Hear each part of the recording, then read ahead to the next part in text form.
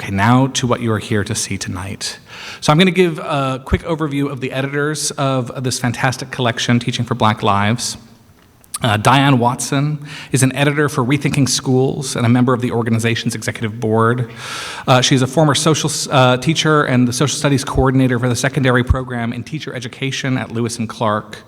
She began her professional career as a GED instructor for young mothers in Portland and then taught social studies at Sunset High School in Beaverton, Oregon. There, she developed and taught the first African American history course and helped create and implement a school within a school program for freshmen and sophomores. Watson is one of the co-editors of the popular book for teachers, Rhythm and Resistance, Teaching Poetry for Social Justice. I wonder if there's any teachers in the room who have assigned that one. They will be joined also by Jessie Hagopian. Jessie teaches ethnic studies at Garfield High School and is an editor for Rethinking Schools. Jessie is a founding member of the Social Equity Educators and the director of the Black Education Matters Student Activist Award that he started with a settlement he obtained from suing the Seattle Police Department after being pepper sprayed in the 2015 Martin Luther King Jr. Day rally. I think a lot of us have seen those images. He's the editor of the book More Than a Score, The New Uprising Against High-Stakes Testing, and a contributing author to Education and Capitalism, Struggles for Learning and Liberation, and 101 Changemakers, Rebels, and Radicals Who Changed U.S. History. Wayne Au is an editor for Rethinking Schools and a former public high school social studies and language arts teacher. Au is a professor at the educational studies at the University of Washington Bothell campus. He's an editor of Rethinking Multicultural Education, Teaching for Racial and Cultural Justice, and co-editor of Rethinking Our Classrooms, Volume 1. Au is the author of many academic articles and books, including Critical Curriculum Studies, Curriculum, Consciousness, and the Politics of Knowing. In other words, there's a lot of great expertise in these three editors who helped put this collection together. But I should say that so much of what's important about this curriculum and this work of organizing is the popular education component of finding expertise and intelligence in the community and between teachers and students. And so we are so pleased to be welcoming three students who will actually be opening the program tonight. These students are all seniors at Garfield High School, activists, organizers, and youth leaders, and they will be beginning our program tonight. They are Kevon Avery, Janelle Gary, and Chardonnay Beaver. Please join me in giving a big hand to our students.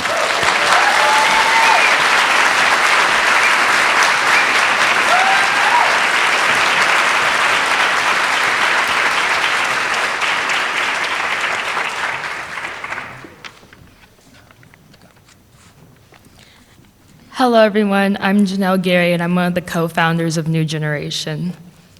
Hello, my name is Chardonnay Beaver, and I'm also one of the co-founders of New Generation.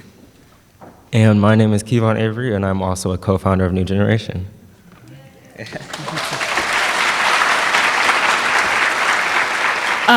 would also like to acknowledge our other members who unfortunately aren't able to be here today, but Moya McKinney, Miles Gillespie, Israel Presley, Savelle Smalls, and Jamaica H. So before what we like to open up with as New Generation is a saying from West Africa, the Akan people. And the saying is, Boa me na me, moa wo, and it means help me and let me help you. So before we get started, if everyone can just repeat the saying after me, and with like some passion, you know, because we're all here for the same thing. So, Boa, Boa, me na me, moa wo. moa wo. Thank you. So the reason why we do that is we learned it from Mr. Hagopian's class, his ethnic studies class. We've had the privilege to be in that class, and it just gives us a sense to be connected with our ancestors because our language was stolen and there's a lot of history that we don't know behind it. And we also like to use it just for like a sense of community and to just become one. Thank you, Janelle. So first, we're going to talk about how our group all started. We've been established for 1 year now.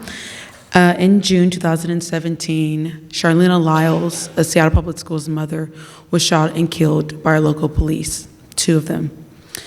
When hearing about that, it was very compelling to us because each one of us have Black mothers, and none of us could imagine having to deal with that pain and that struggle that some of us are fortunate enough to not have to deal with and carry on a day-to-day basis. And so in less than 24 hours, we met with Mr. Hagopian, got a rally started at Garfield with media coverage. And we all used our sense of grief, and we took that with passion, and we made it happen. And through that, we've been going ever since. The mission of New Generation is to reach people inside and outside the Black community and teach them about police brutality, implicit bias, racism, slavery, all the isms that we have to deal with as youth. So a couple of things that our group has done through the past year and some of our accomplishments is we had a car wash, our first annual car wash.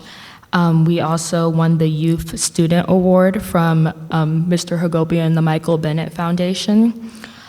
We were a part of the 45th and 46th Roots Picnic, which is the old timers picnic held every year at the African American Museum.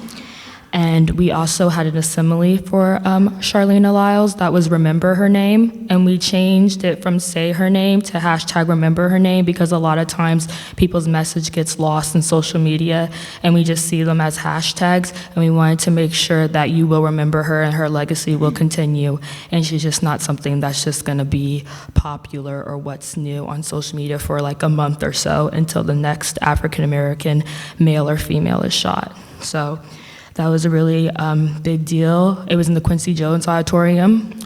Look out for more information because we'll be having another one this year. And I'm gonna go and start on with a story that I have for you guys that helps relate me to the book, how I relate to it, the master narrative. So I went to Madrona K through 8, and I started there in kindergarten, which is a majority African American school. Administration was Black, most of the kids were Black, and having that experience, I was just like, oh, Seattle's, it's just Black, because that's all I've seen my whole life. So I didn't really know. I was like, okay. And so I went there, kindergarten through 8th grade, and so I was basically here in the Central District watching the change of gentrification and watching how my school was changing a little bit, but it still stayed majority Black till 8th grade. And once I got to high school, I was in this program called Y Scholars, which is for Black students who are going to the AP program and honors program. And so I will never forget my first day, my freshman year. It was my honors world history class. And I walk in, and the only thing I see is just a bunch of white faces and just one African American male. And I just remember my eyes just looking dead straight at him. And he really wasn't looking at me. I could tell he knew the kids from like the school prior that he went to, because other middle schools had that honors program, but unfortunately Madrona didn't. So it was my first time walking in cold with the honors and AP, so I had no idea what it was going to be like. And so immediately intimidation, using vocabulary words that I never even had to use or even really needed to learn about code switching yet, because I was already around my own people, basically, like I said, my whole life. So once I got there, immediately I was intimidated, went straight down to the Y Scholars room, and I remember talking to the Y Scholars counselors and telling them, you gotta switch me with more people in Y Scholars. 2 days later, I got into a new class, and I saw more Black faces. Chardonnay was in there, and she went to Madrona as well. So automatically, I was like, woo, it was great. But it was still that intimidation in the back of my head because a lot of these kids had a head start, which I didn't. And it didn't make me feel capable, and just being a different skin color and just some of the vocabulary that they still even use in AP is shocking, and even in honors that we're still using this vocabulary, and it's going on to almost 2019, and just some of the vocabulary we use is like hurtful and degrading. So a lot of times I found myself not wanting to raise my hand if I knew the answer, or maybe my sentence wouldn't make sense to the other kids because I was using slang. And so just a lot of intimidation.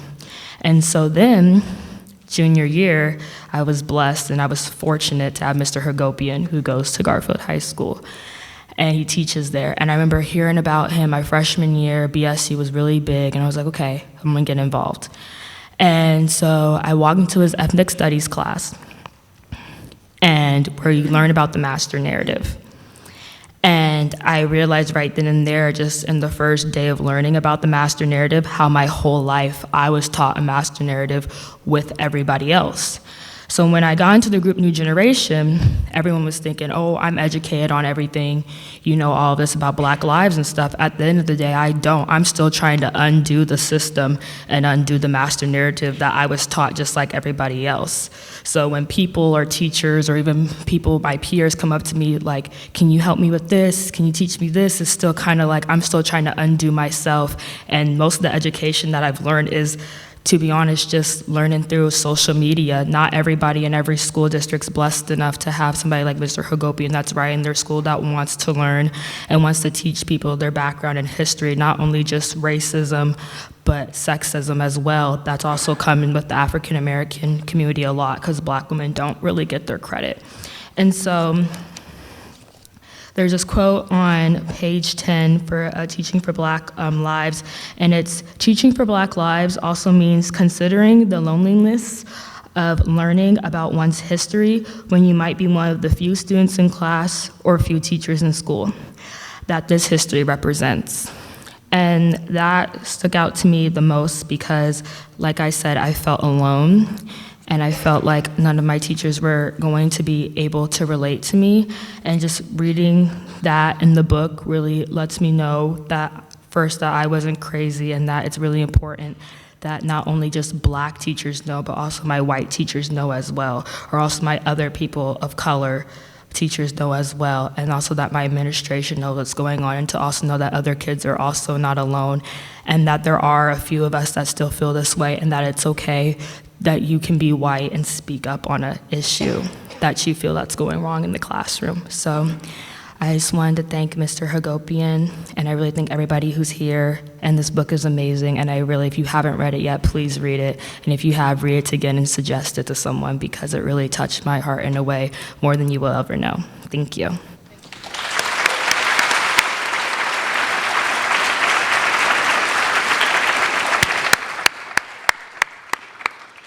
Janelle was speaking truth. Whew. Talking about white teachers understanding our history, this book is extremely powerful, and one chapter that stood out to me was When Black Lives Mattered, Why Teach Reconstruction, by Adam Sanchez. And so I recall my first time learning about the Reconstruction era.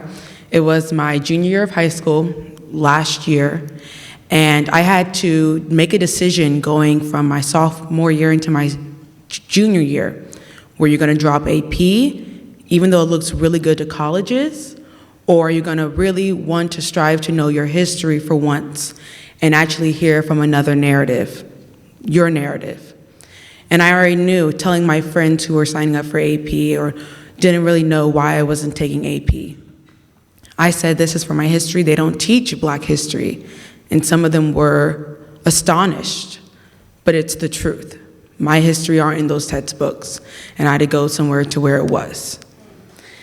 And so I recall walking into my honors US history class. Kevon was my classmate, and the teacher was Mr. Leslie.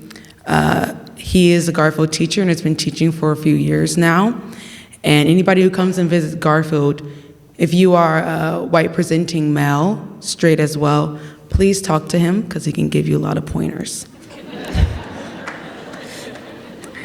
Okay, so one thing that I admire about Mr. Hagopian was that he created a trail initially coming into Garfield, knowing that, okay, we're in a city where it's being gentrified, primarily Black. In Madrona, the school that Janelle and I went to, the founders of the Seattle Black Panther Party, Aaron Dixon, Elmer Dixon, grew up in that neighborhood.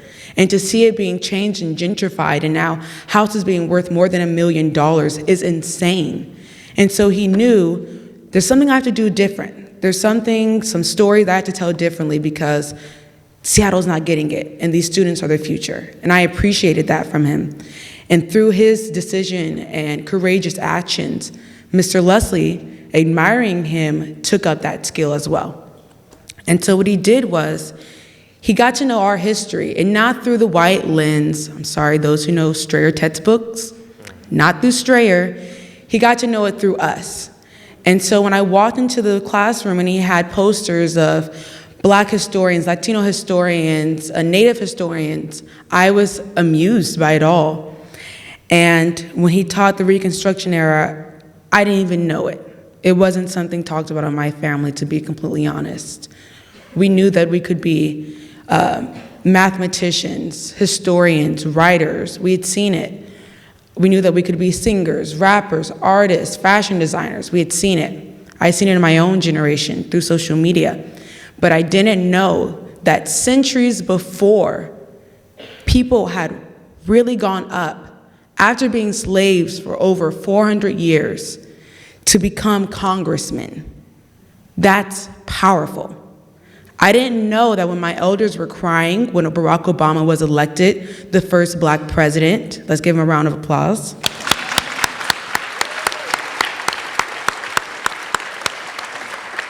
that people had trailblazed his journey before he even was thought of.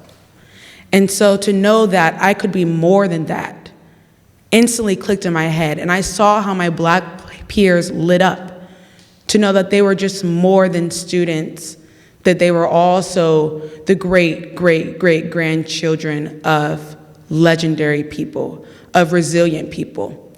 And so something that I took from that class was that when I'm resilient, I'm a strong Black woman, and this is my history, and I should not be ashamed of sharing it to nobody.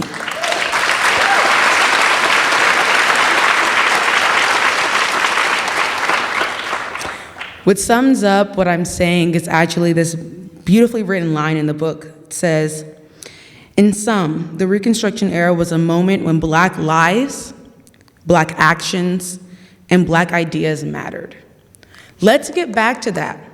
Reconstruction needs to be taught. Rosa Parks, she wasn't just somebody who got on a bus some random night. She was a spy. She knew what she was doing. Let's teach that in classrooms. It's important because the younger they know, the younger that they know that they can just achieve whatever, that things are tangible. And so those who have children, those who are teachers, really take from what we're sharing because we've gone through the school system, we're seniors, we're applying for colleges. It's never too late to change someone's lives and share their history. Thank you.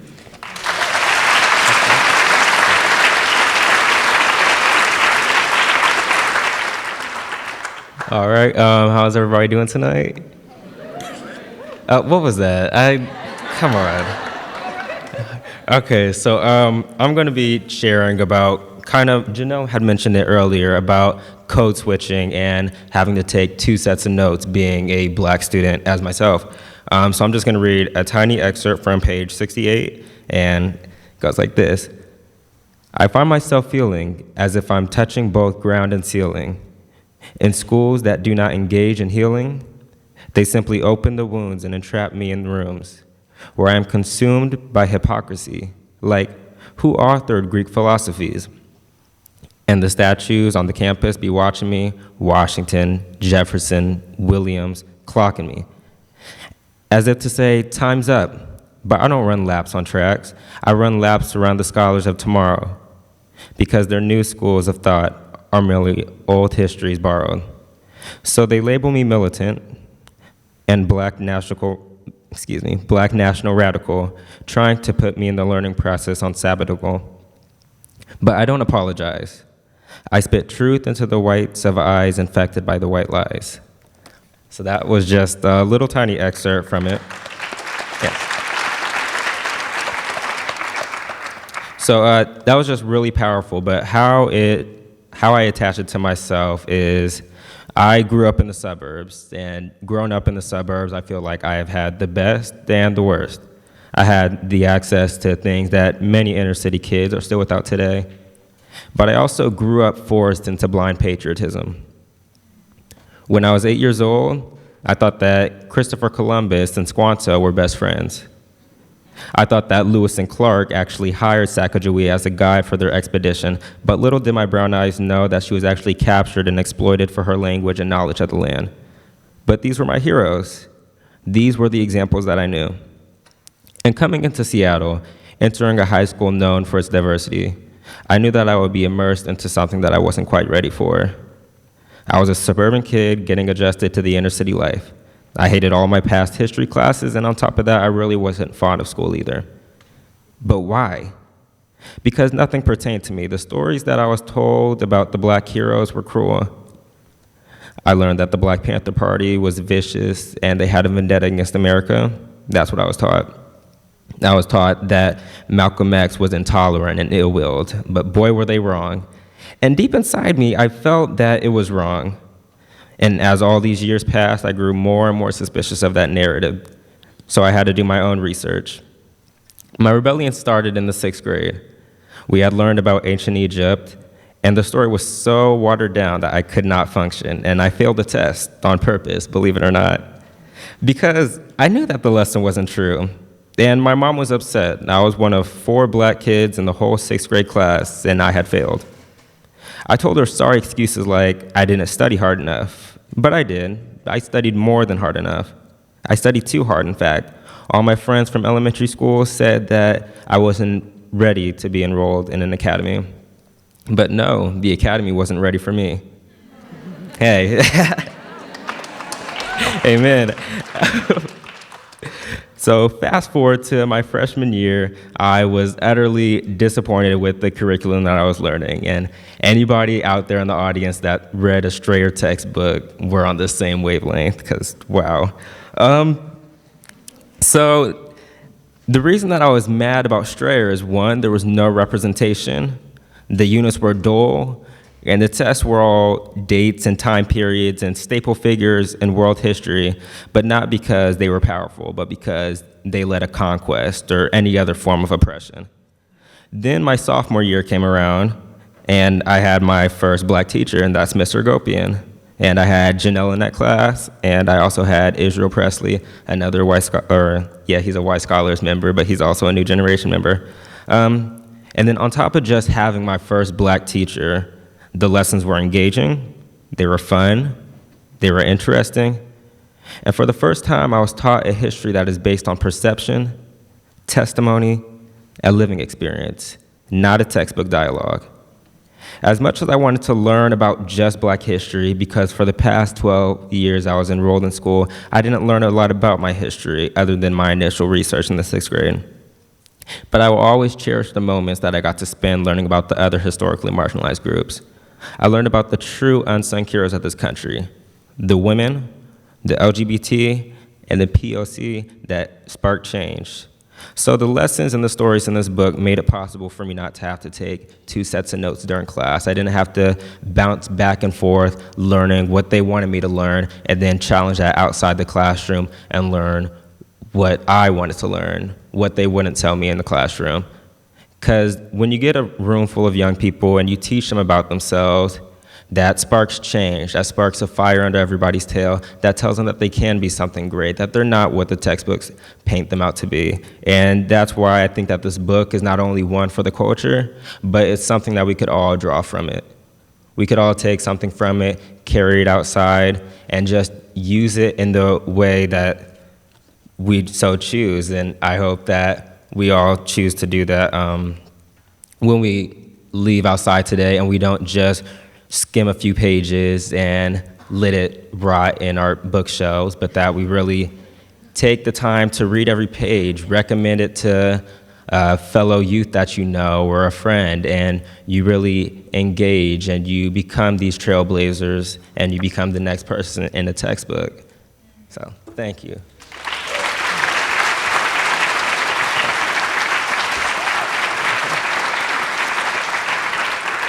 Moving forward, you'll be seeing us again. Thank you.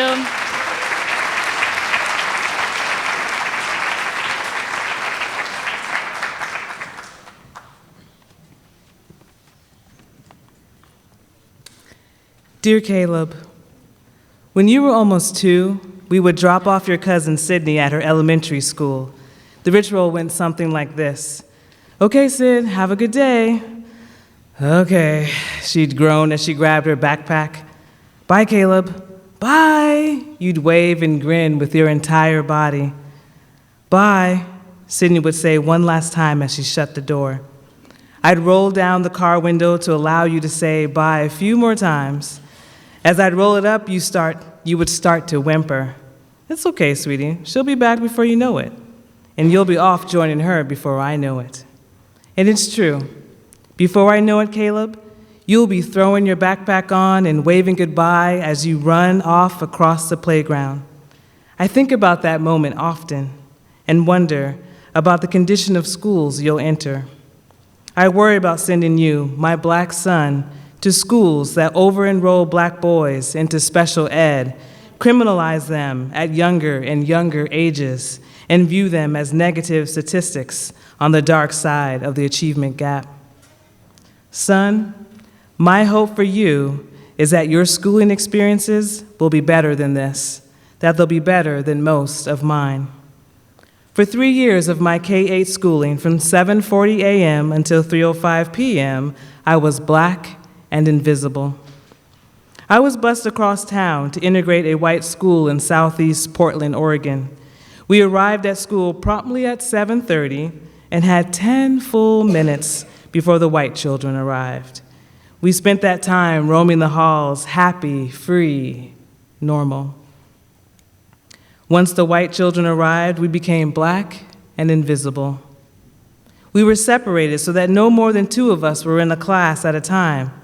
I never saw black people in our textbooks, unless they were in shackles or standing with Martin Luther King Jr. Most of us rarely interacted with a black adult outside of the aide who rode the bus with us. I liked school, and I loved learning, but I never quite felt right or good.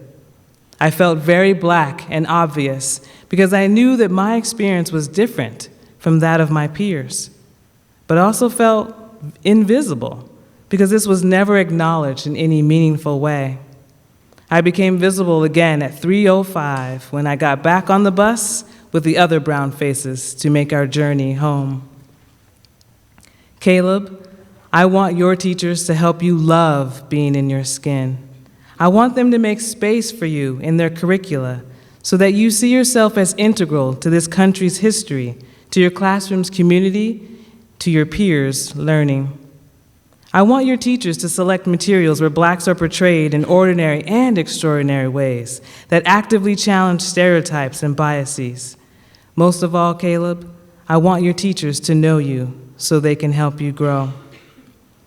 One day, a teacher was trying to figure out why I was so angry since I was generally a calm, fun-loving kid.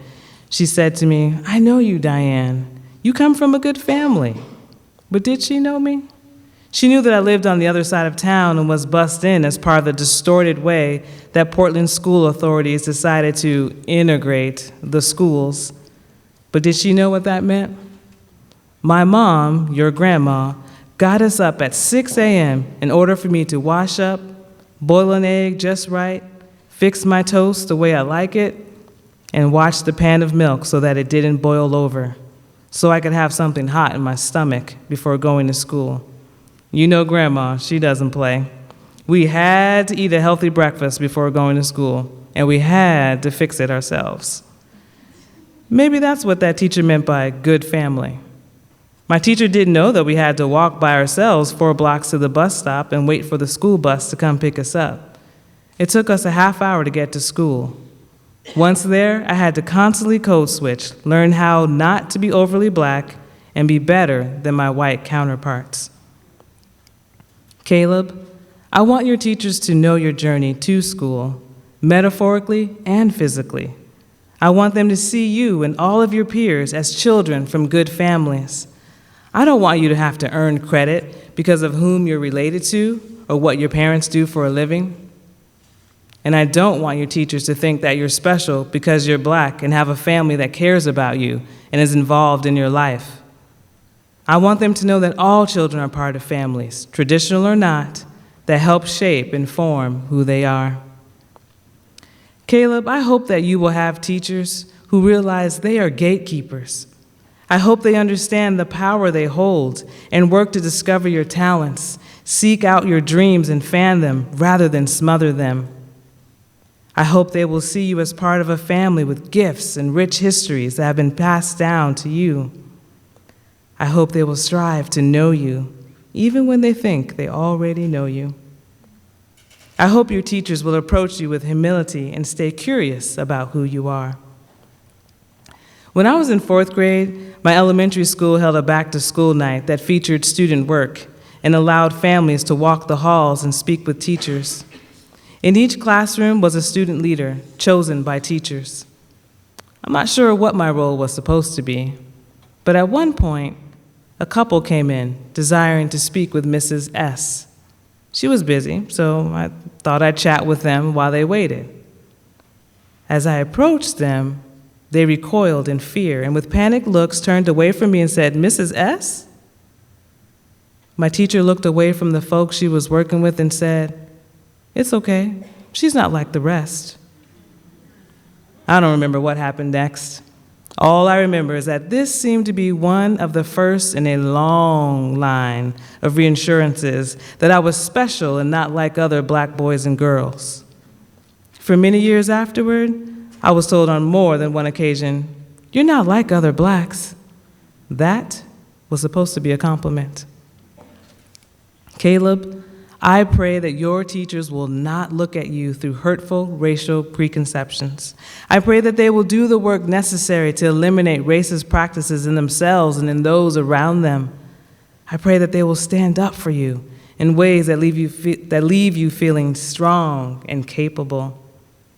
I pray that they will nurture your spirit and that you, in turn, will desire to be a better you. Son, I end this letter by sharing a story that Grandma has told me many times and that I hope will one day resonate with you. On the first day of kindergarten, when many of the kids were crying and clinging to their parents, not me, I wasn't. I was ready. I wanted to be like my 3 older siblings and go to school. So I gave my mom a hug, let go of her hand, waved goodbye, and found my teacher. And remember how I told you that my oldest sister taught me how to read before I went to school? The teacher found this out and used this skill, along with my desire to be at school, to teach other kids the alphabet and help them learn how to read. I believe, in part, that is why I became a teacher. She saw something in me and encouraged me to develop my passion, even at this young, sweet age. That, my son, is my hope for you. I hope your teachers will love you for who you are and the promise of what you'll be. Love, Mama.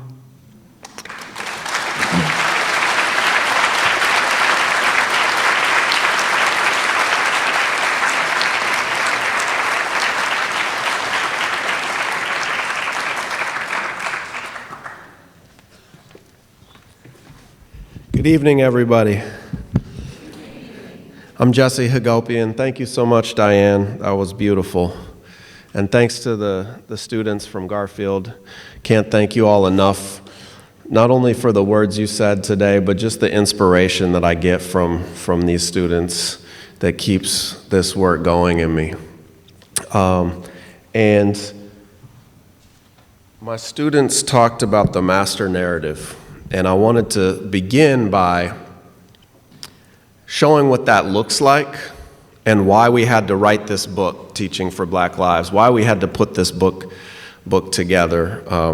I wanted to begin with today, and then I wanted to look at the movement that's grown up around the country of parents, students, and teachers that are fighting to remake our schools and undo institutional racism.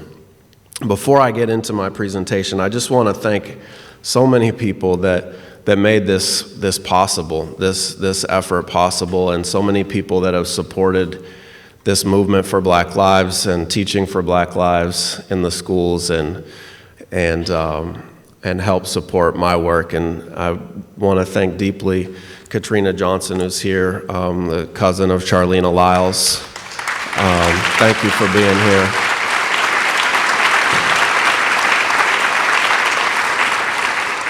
And Rita Green, who I've worked closely with at the education chair for the Seattle NAACP. Thank you so much. And Tracy Castro-Gill, I think I saw as well, there you are, yes, who's leading up the Seattle's ethnic studies fight to bring it to every school in Seattle.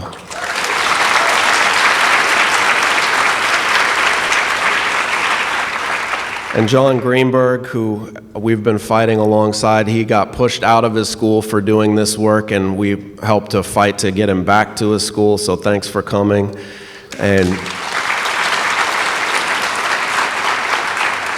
thanks to my family. Thanks. None of this is possible without my wife, Sarah, who's, both collaborating with all the ideas and making the daily struggle possible, and my mom, Amy, here as well. So thank you all.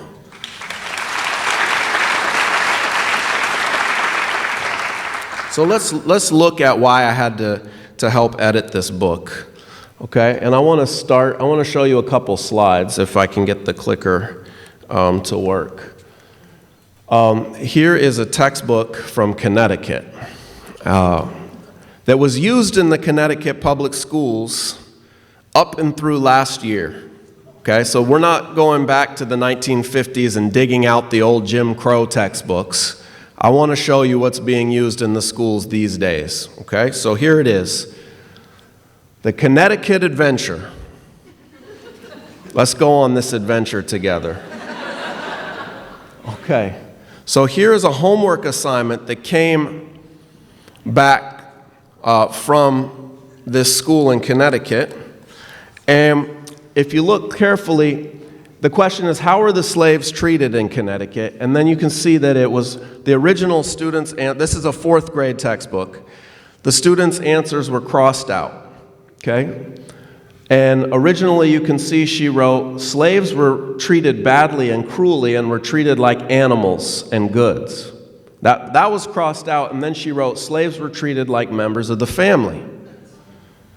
So then this child's mother read that and said, wait a second, why did you cross out the right answer? And where did you come up with they were treated like family? So this smart young 4th grader said, Mom, didn't you read the book? Look at the answer. Connecticut did not have many slaves. Some people owned 1 or 2. They often cared for and protected them like members of the family. They taught them to be Christian and sometimes to read and write. Like they did us a favor here. I mean, it's really appalling, right? I mean, there's a lot of examples from Southern textbooks you can look at, but let's look at this Northern textbook that youth were being taught up until this battle erupted last year and finally got this book removed, right? Or you can see what happened last school year when a student came home with a homework assignment that said, Life of a Slave, a balanced view. Positive aspects, negative aspects. Well, you can tell this young student is about to be part of the movement for Black Lives. Because they wrote NA on the positive side. And then they listed what went down, right, for real. They were getting some real history here. And that, it's bad that this charter school teacher made this homework assignment is appalling. It's degrading to our students. It's a textbook example of reproducing institutional racism in our schools, trying to get kids to find positive aspects of slavery. But it doesn't stop with this one teacher who did such a cruel thing to these students. When you look at what the textbook says, you can see where they're getting it from. And that's where I have the problem. We're going to have individual teachers that we have to, confront and re-educate, right? But what happens when it's on the level of the corporate textbooks that are in hundreds of thousands of millions of schools? And this is what officially is being adopted by school boards to have our kids educated with, right? I mean, it's really appalling. And you heard examples from our own textbooks here in Seattle, from my students earlier, right? And the first line of our book, Teaching for Black Lives, says, Black students' minds and bodies are under attack. Okay, so you just saw the attack on our black students' minds, but it doesn't stop with the whitewashing of history, the erasing of their culture. It continues to a physical attack on our schools in many ways, and one of those is the disproportionate discipline and the school push-out that's happening in schools across the country and right here in Seattle. This is the most recent discipline data from the Seattle Public Schools. Okay, this is for grades 5, K through 5. And I want to show you grades 6 through 12. Right? Black students suspended at over 7 times the rate of white students. And now we got to realize how the school-to-prison pipeline fits together. Okay? It starts with a curriculum that degrades black students, erases their culture, humiliates them, and then when those kids check out of class and don't want to listen to what is being taught, they get labeled defiant, right? But maybe we should understand that defiance as resistance to a racist curriculum. Then, right? Okay. Then, when they're checked out of their class because it doesn't relate to them, there's zero tolerance discipline policies ready to scoop them up and push them out of the school, right? And we can see those numbers right here. And then what happens when you're suspended? Well, then you're more likely not to pass that class. And then what happens? You're more likely not to graduate from school. And then what happens? You're more likely not to get a job. And then what happens? You're much more likely to end up incarcerated, right? And so we can see that this fight for culturally relevant curriculum, anti-racist pedagogy, is part of the fight to end the school-to-prison pipeline. And I want to point out that the most disproportionate numbers in suspension rates are of black girls.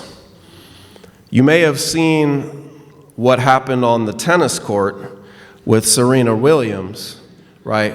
When the narrative of angry black woman is applied to her, and then you can just take a game from her, right? And that is happening, if that's happening to one of the most famous black women, you know it's happening to our black girls in class all the time. And, you know, studies show that nationally, black girls are suspended at some 7 times the rate of white girls, right?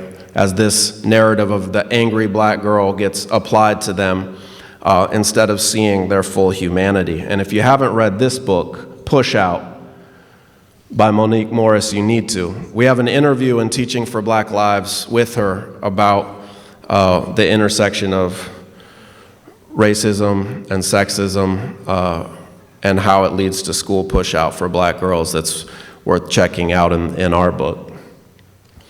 And then I want to talk about what happens when they get pushed out. Because right here in King County, y'all know they're getting ready to build a $200 million jail to lock up our kids, right? So that's the plan, the place where there's money to invest in the future of our kids, the future of caging our kids, but not in actually educating them. As we've seen now, they're getting ready to displace teachers from all over Seattle, including Garfield High School and Nova right across the street from us, and many other schools that are going to be disruptive to kids' education. But they will get ready to cage these kids and use our resources to do it. It's really appalling. And so that movement that's grown up in this city to demand that those funds be used to turn this facility into a resource center for youth, right? To support our youth rather than just lock them up, I think is one that we would do well to get behind if we're in it, in this movement for Black lives.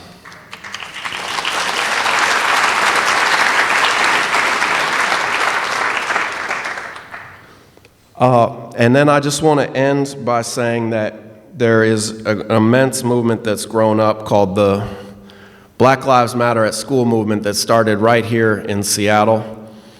It's an incredible story. It started at John Muir, where actually Wayne Au, our next speaker's son, goes. And it started with a group called Black Men United to Change the Narrative, and Deshaun Jackson, who did incredible work. Is Deshaun in the house?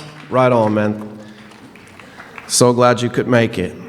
And, you know, they did work at that school for a long time with culturally competent curriculum and trainings. And then they wanted to have a day to celebrate their black youth, high-five their kids as they came in and have an assembly about it. And the art teacher designed a shirt that said, "Black Lives Matter, we stand together." And when the right wing found out about this, they started sending threats to the school, hate mail, and then even a death threat. A bomb threat sent to an elementary school because the teachers wanted to celebrate their black students, right? And the courageous teachers ended up pulling off the event anyway, but it was probably smaller than it would have been without the intimidation. So I reached out to some of the educators there and said, "How can we support you?" And other teachers and the social equity educators invited them, and we had a meeting, and it turned into a resolution in our union, and our union supporting a day of action to have Black Lives Matter at School Day. And we didn't know if anyone would participate, and then the t-shirt orders started streaming in by the hundreds and then the thousands, and we had some 3,000 teachers wear shirts to school that said Black Lives Matter.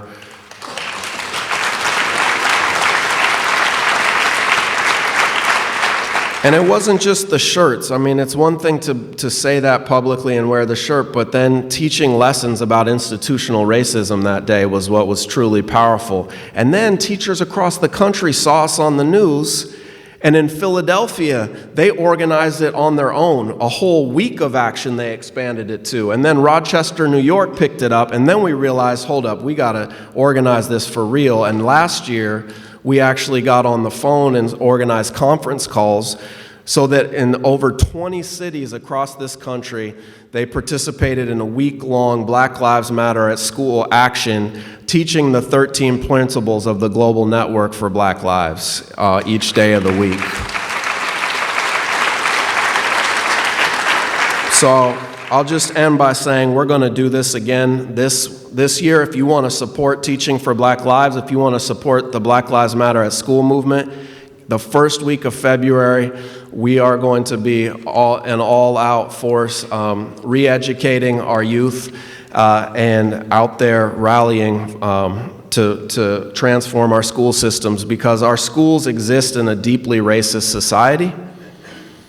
And in that context, the schools will either be a force to reproduce racism, or they'll be a force to challenge and undermine and fight racism, and it's up to us to decide which way that goes. Thank you all for coming out tonight.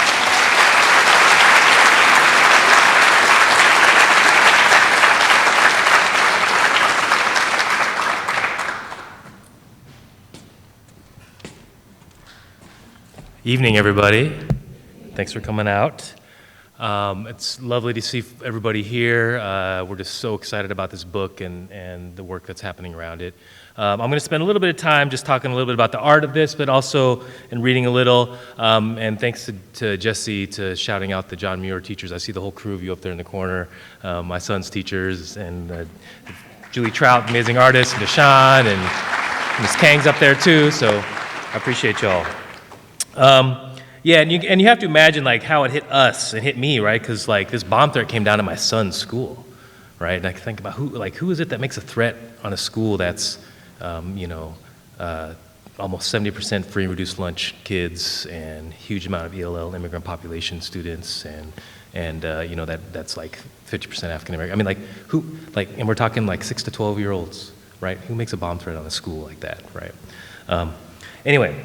On to more uplifting and powerful things. Just real quick, we love this book and we love it for a lot of reasons, but the art is amazing. And I have to give a shout out to Nancy Zucker and Aria Bloomkatz, who both Nancy was the art designer, and Ari helped us with the production. And Akua Holmes, this was Akua's. This is her art piece that became the center for this book. And really, trying to think about this, like, what does it mean to make Black Lives Matter in the classroom? That was sort of the question that we were thinking about as we sort of worked on the book and did all this stuff.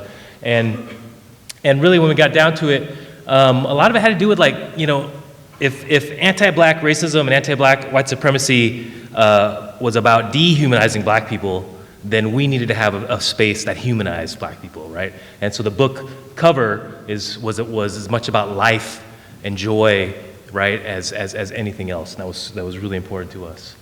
I'm going to flip through a few of these if we can. Oops, let's see. Maybe not.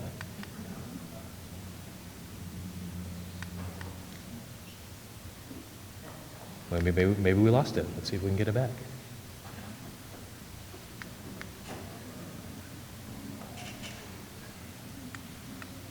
Okay.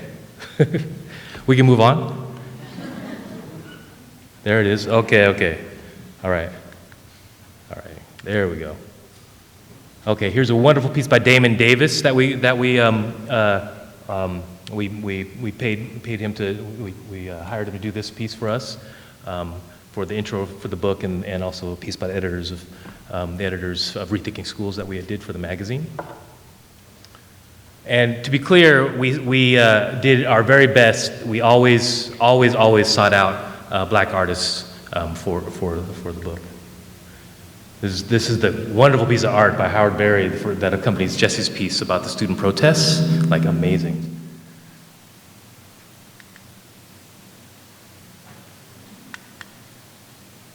Another Howard Berry piece.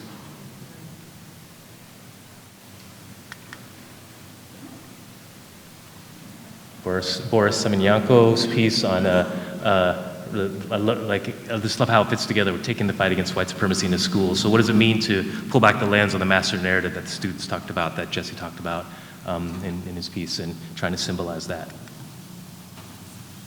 Bob Peterson's Presidents and Slave piece. Like, what does it mean for fourth graders to look at to study the presidents in their textbooks and ask the question, how many slaves did they own, right?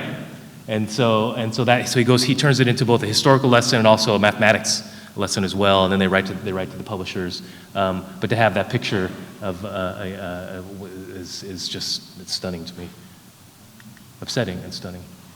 Hanaya's story, art by Olivia Wise. Hanaya's father is a old school Oakland rapper, Ascari X, and he got locked up. And so Hanaya wrote this piece about what does it mean to sort of have a parent who's been incarcerated and processing that.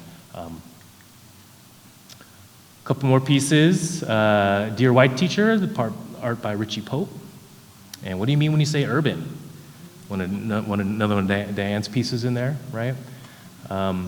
It's a great piece because I work in teacher education these days, and we always like urban classrooms, right, or urban schools. You're like, oh, you mean the schools where the brown kids are, right? Like, let's be real about it. Of course, with gentrification, this is shifting too, right? Now, if you talk about south of Seattle and suburban education, there's been such a shift of communities of color down there that you can really see. I'm not sure that urban means the same thing anymore.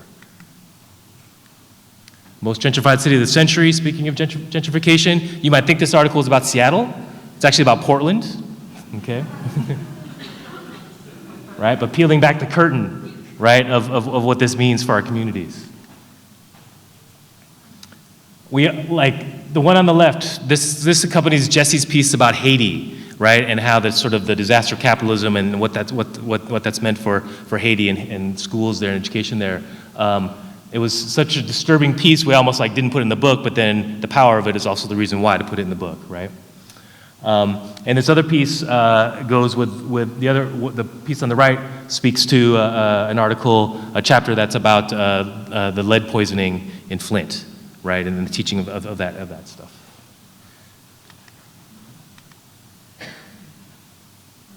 Okay, here's another one of Diane. This piece goes with Diane's piece.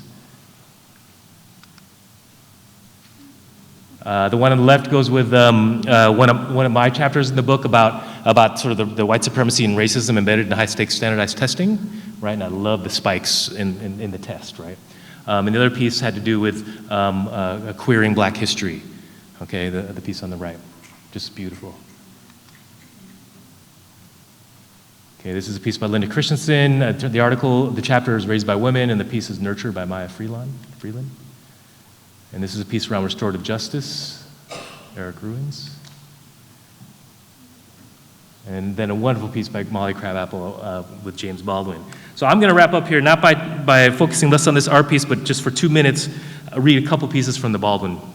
This is one of my Baldwin essays. This is one of my favorite essays. I'd love to use it with my teacher educators. My teachers, future teachers, to get them thinking about themselves. This piece was written 55 years ago. All right, 1963. And just to be upfront, I'm taking a little bit of liberty with it. I'm excerpting from it. I'm also going to change the pronouns to gender-neutral pronouns as I read. And then I'm going to try. This is going to be on the fly, though, so if I mess up, don't get too mad.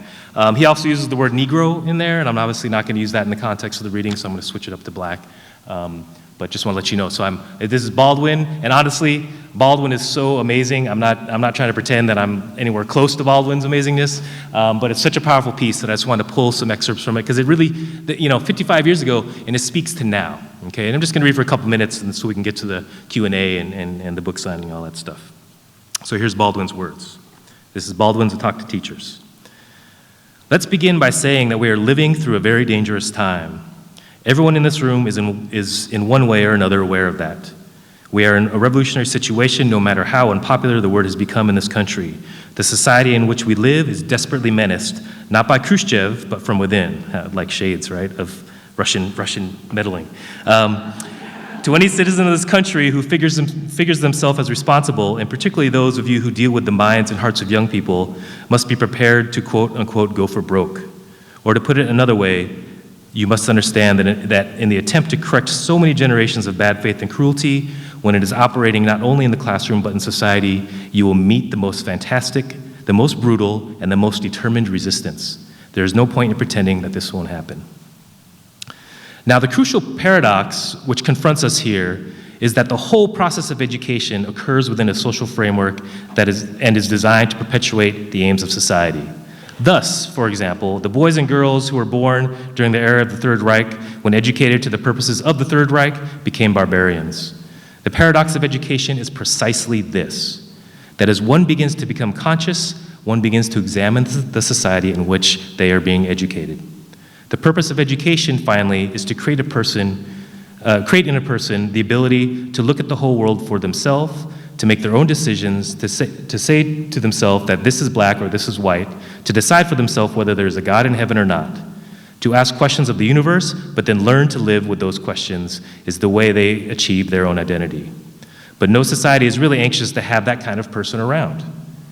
What societies really ideally want is a citizenry which will simply obey the rules of society. If society succeeds in this, that society is about to perish. The obligation of anyone who thinks of themselves as responsible is to examine society and try to change it and to fight it at no matter what risk. This is the only hope that society has. This is the only way that societies change.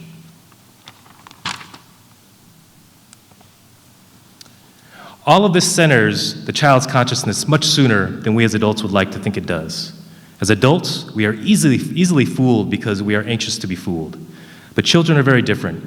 Children, not yet aware that it's dangerous to look too deeply at anything, look at everything, look at each other, and draw their own conclusions. They don't have the vocabulary to express what they see, and we, their elders, know how to intimidate them very easily and very soon. But a black child looking at the world around them, though they cannot know quite what to make of it, is aware that there is a reason why their mother works so hard, why their father is always on edge. They're aware that there is some reason why if they sit down in the front of the bus, their father or mother slaps them and drags them to the back of the bus. They're aware that there's some terrible weight on their parents' shoulders, which menaces them. And it isn't long, in fact, it begins when they're in school before they discover the shape of their own oppression. There is something else that the black child can do. Every street boy looking at society has produced him. Looking at the standards of that society, which are not honored by anybody, looking at your churches and the government and politicians, understand that this structure is operated for someone else's benefit, not for theirs. And Baldwin goes into a long explanation of social relations and lands at this spot. The point of all this is that black people were brought here as a source of cheap labor. They were indispensable to the economy in order to justify the fact that they were treated as though they were animals. The white republic had to brainwash itself into believing that they were indeed animals and deserved to be treated like animals. Therefore, it is almost impossible for any black child to discover anything about their actual history. The reason is that this animal, once they suspect their own worth, once they start believing that they are humans, they've begun to attack the entire power structure. This is why America has spent such a long time keeping black people in their place. Why am I trying to suggest to you that, what I'm trying to suggest to you is that it was not an accident. It was not an act of God. It was not done by well-meaning people muddling into something which they didn't understand. It was a deliberate policy hammered into place in order to make money from black flesh.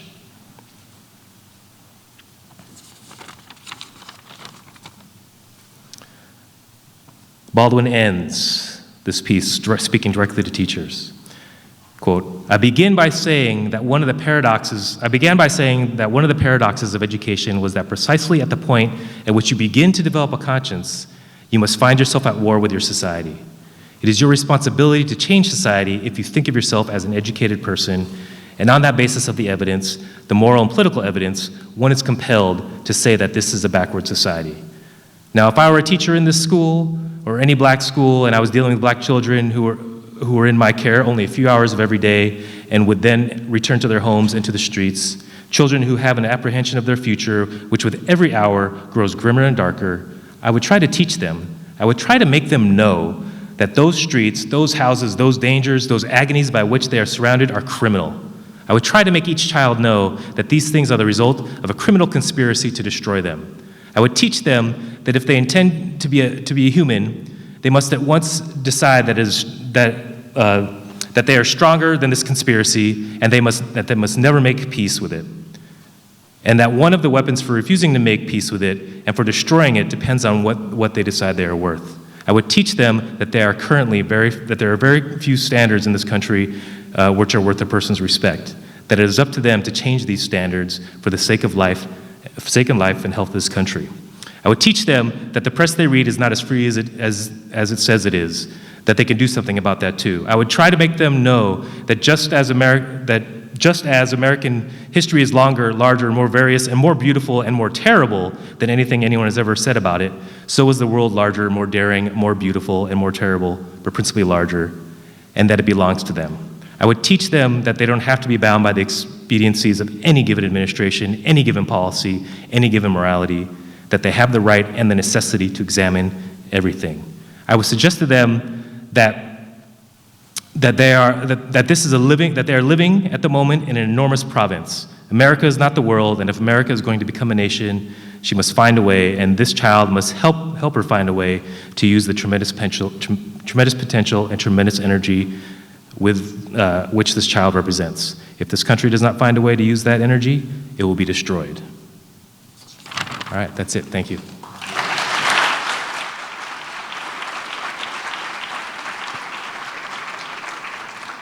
And so I believe we're doing Q&A, yeah?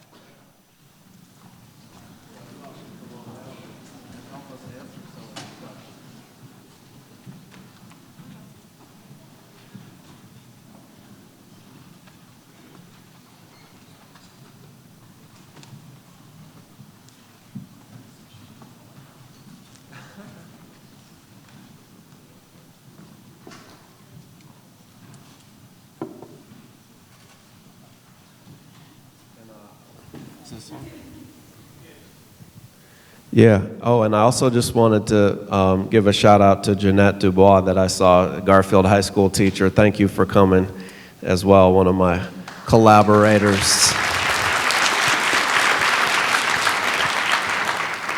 And so, yeah, we're open. We got the experts on this end if you want to know the truth.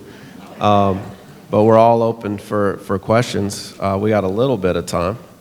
And we're doing a signing, right? Yeah, we're going to sign. And then there'll be time to get some books signed afterwards if we can keep the comments somewhat brief.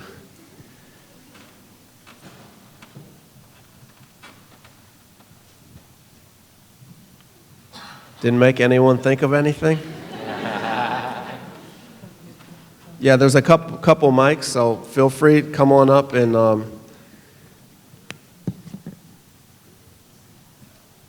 right on. Hello. I'm a product of Seattle Public Schools, Garfield, so forth. Bulldogs. I was one of the founding members of the Black Student Union out at the UW, which started the the Education Opportunity Program under Dr. Odegaard, and I went to medical school there. And now I'm retired.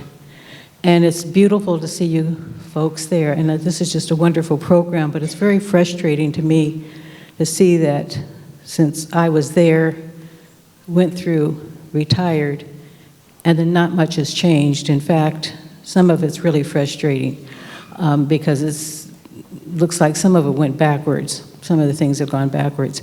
So my question is, I'm seeing a lot of programs now, thank goodness, for young African American women and just women in general, which is good. But let me see how I'm going to put this. And the women's movement is good. And I'm a mother of African American daughter and son, and both have done well. I put them through private school in Seattle because of what you guys faced and what I saw happen to the school after I went through public schools. So thank goodness some things are coming back under you. But what I'm wondering is, like, as an African American young woman, some of the opportunities and programs, as I was looking at downstairs, looked like they were opening up. And when I've been out university to see for the anniversaries, 50th anniversary recently for the Black Student Union and EOP programs, I've seen a number of Black women in the program as far as other minorities, which is what we did it for, which is beautiful. But I've seen a number of young men. I live near Rainier Beach, and I've seen a number of young men personally who were very smart when they were young and did well in middle school, Madrona programs. High school started deteriorating. And now I'm seeing that women are getting the opportunity, but I want to know, I don't see any young Black men anymore. Where are they? What can we, minority, African American and Hispanic, I'm going to say both because I'm feeling the same for both, but I want to know, I don't see them anymore. I still live in the central area. What can we do, and where are they? I mean, what? Where?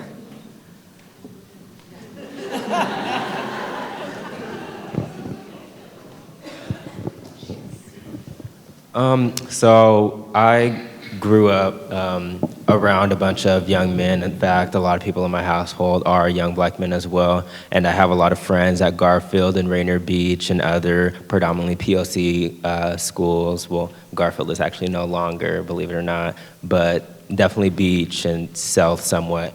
Aside from that, the Black men were growing up in a time where the defense mechanism is to hide away from these issues. A lot of us are student athletes, and we're not allowed to have that platform of, I can speak out against this, I feel comfortable speaking out against this, because then you get reprimanded by your coaches and scholarships and just these people that you think are your friends because they smile in your faces. So a lot of it is a defense mechanism.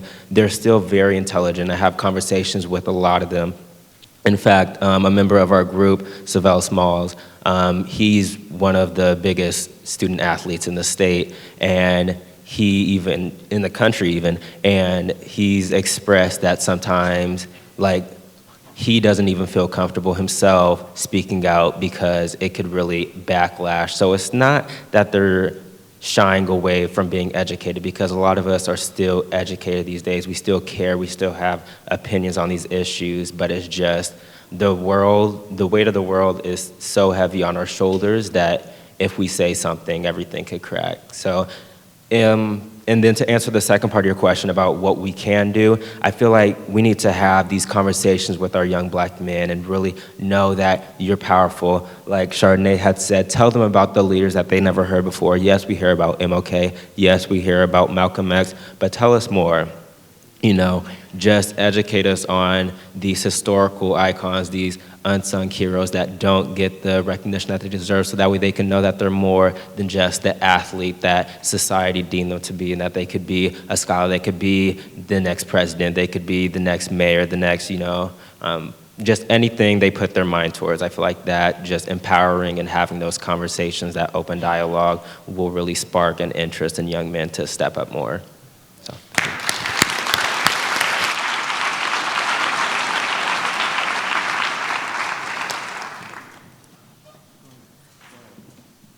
Good evening, everyone. My name is Latasha Levy. I teach ethnic studies at the University of Washington. I teach African American history and culture. I moved here 2 years ago from Charlottesville, and you all have heard about Charlottesville in the news, but I've been more appalled by the racism that I've encountered here in the progressive Seattle. I want to first say that I'm so inspired and so proud of the seniors here on stage. You all are phenomenal. You all are phenomenal. Truly. And if I can help you in any way, if anybody can just give them scholarships right now, do that.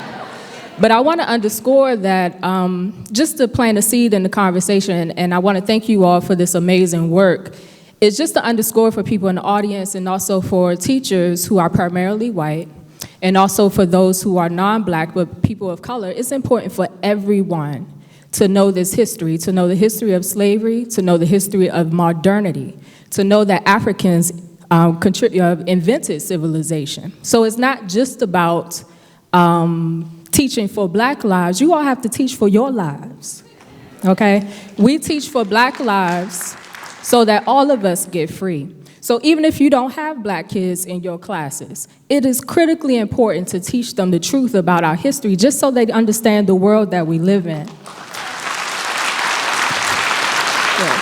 Thank you. And the last thing I just want to point out is that the cultural ignorance that is so pervasive in white identity and white history, it's a matter of life and death for other people. And as you had mentioned, like, we create these spaces, these educational spaces, in terms of this propaganda and how it dehumanizes black people. That cultural ignorance and cultural violence also dehumanizes white people. And we see this in the very fact that so many white people in this country have a hard time to even empathize with basic human emotions and understanding of why black people are kneeling at a football game, or why black people are protesting in the streets. And so this is also about the dehumanization of white folks, not just about a deficit in black folks, because as you can see from these young people on the stage who mentioned that they were intimidated, as stellar as they are, okay, that they still second guess themselves. They have no issues with feeling less than or having low self-esteem because there's something in them, all right, they're stellar. But this is also about how this cultural ignorance is violent for black people and for white people as well. I'd offer curriculum and coaching around cultural intelligence next month, so if anyone is interested, I'd be happy to work with people. But thank you so much for the work that you do.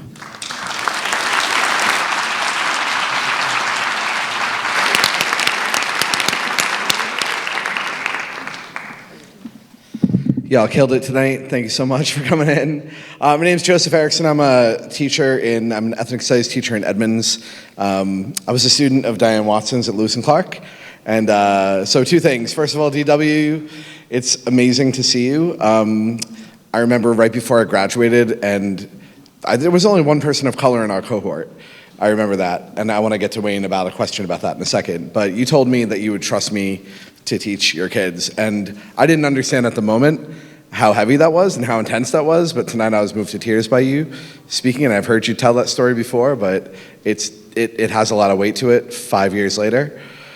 5 years on, though, Wayne, what's the state of getting people of color into the classroom as teachers at that institutional level? Because I know when I went to Lewis and Clark, we had Tasha, we had one person who was a person of color out of 20 teachers. And I know that you, DW, when you had to go through those applications, like, is it getting better? Is it still like an institutionalized issue? Where are we at these days?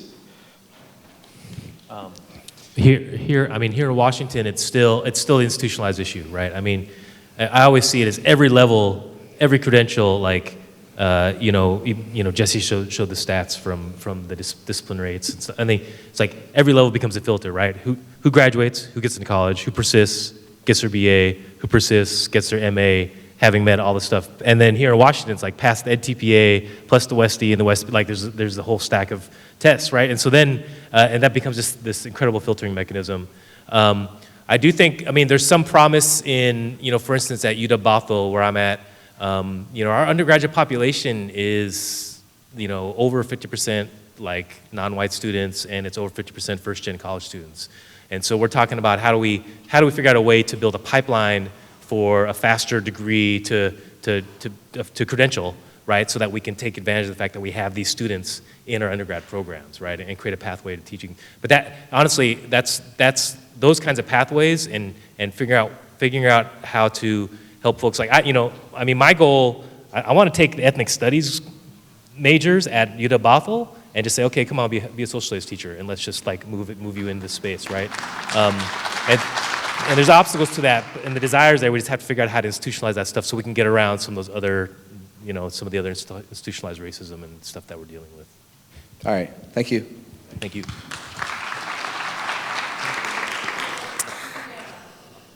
Okay, my name is Brandy Flood. I'm a native of Seattle, graduated from Rainier Beach High School. Thank you, okay. Great things come out of Rainier Beach. I start off with that at work. I don't even talk about my college degrees. I start off with Rainier Beach because there's academic excellence there.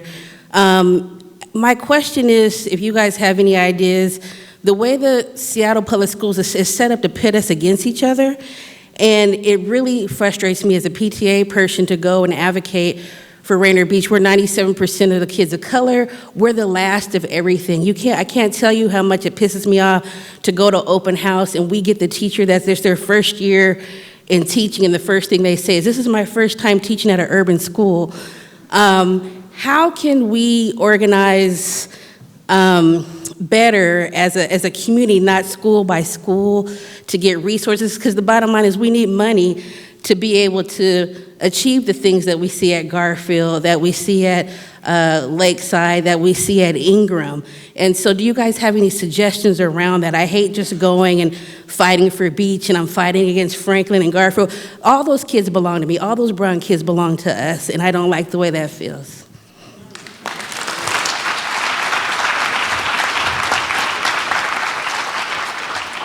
Thank you so much. That's such an important question. The first thing we should acknowledge is that the school district has been trying to close Rainier Beach for so long. Instead of support it, instead of infuse it with the resources it needs to be more successful, they've been trying to close. So it was on the school closure list in 2008, and that was really where actually the group that I'm part of, Social Equity Educators, came out of, trying to unite all the different schools who were slated for closure in a common struggle, because each school had their own, like, Save My School campaign going on, but we shouldn't be closing any schools in one of the richest cities the world has ever known, right?